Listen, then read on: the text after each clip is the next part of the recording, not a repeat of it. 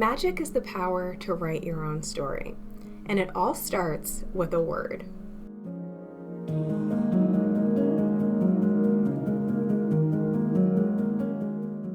We've all heard double, toil and trouble and bibbidi-bobbidi-boo, but did you know that incantations actually work in real life?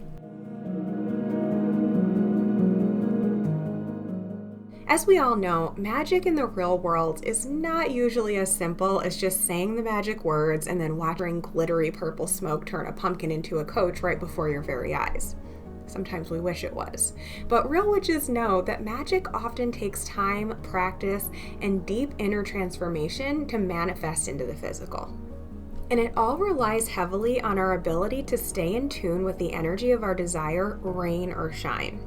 To me, magic is almost all psychological, so a healthy relationship between the conscious and subconscious mind is pretty much the best tool we have for manifesting the life we truly desire to have. This episode is going to be a walkthrough of a step-by-step tutorial on how to craft your desires into the perfect words of power so you can manifest your best lifestyle upgrades on autocorrect.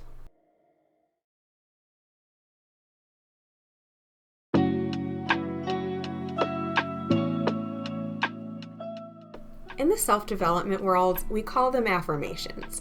In the New Age community, they're referred to as mantras. Others call them words of power or prayers.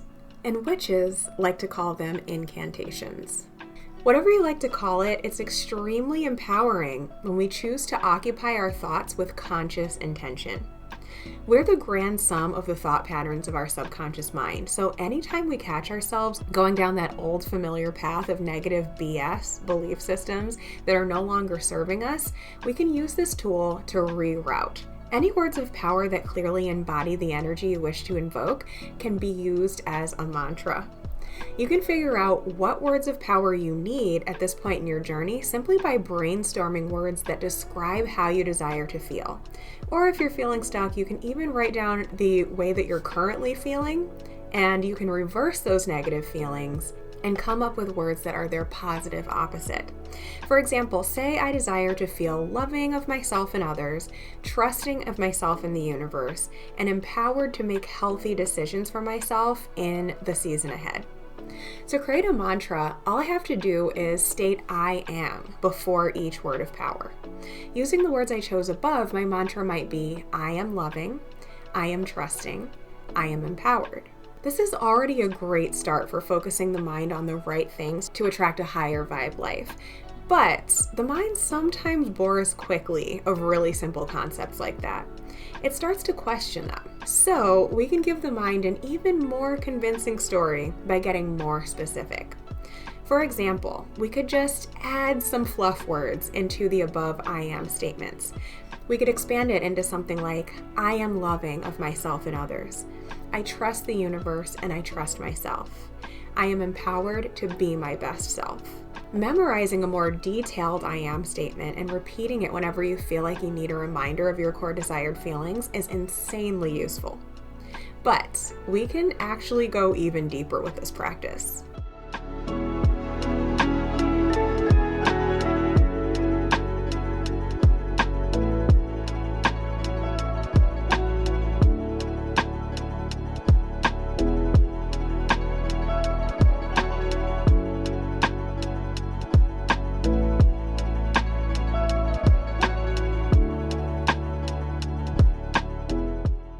Once we know our core desired feelings, we can then sculpt them into sentences that describe a specific situation we're currently navigating through. Take a season, for example.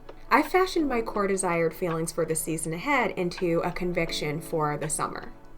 I took phrases that describe my desire, but also evoke a certain connotation from my culture. The definition of culture, by the way, is way of life. So perfect love and perfect trust is a popular phrase from the witchy community, for example. So using that makes me feel witchy in a fun and magical kind of way. Taking energetic responsibility for the direction of my own life is the definition that I came up with to describe what it means to me to be a witch. And one of the mottos of my brand is Magick is the power to write your own story. So the combination of these connotations evoke feelings of truth and power in both my conscious and my subconscious mind. This is key. But wait, there's even more. So the reason why so many stereotypically witchy spells are spoken in rhyme is because rhymes are easier and more engaging to memorize and repeat.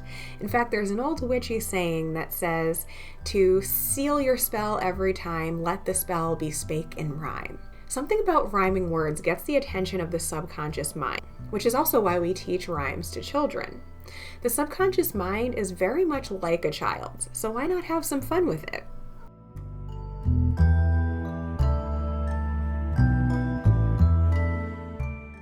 This midsummer time, I know I must, with perfect love and perfect trust, make the most of this time of year. I lead with love and conquer fear. I own my lessons and hone my power, that my goals shall blossom like a flower. Witchy, wealthy, worthy, and wise, I clear out old energy and watch myself rise. Magic is the power to write my own story. With pen in hand, I map out my glory. Bam! That was really good. See, this is just so much more enchanting and fun, isn't it?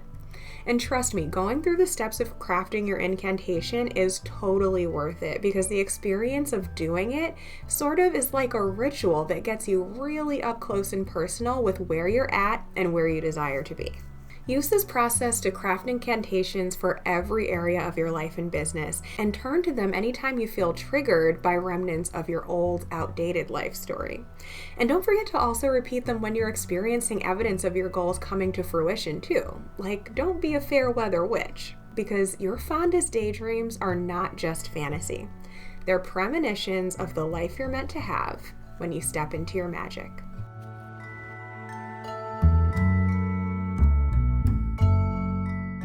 If you're enjoying these beautiful little art videos that I'm making for you, I would love to invite you to join me on Patreon.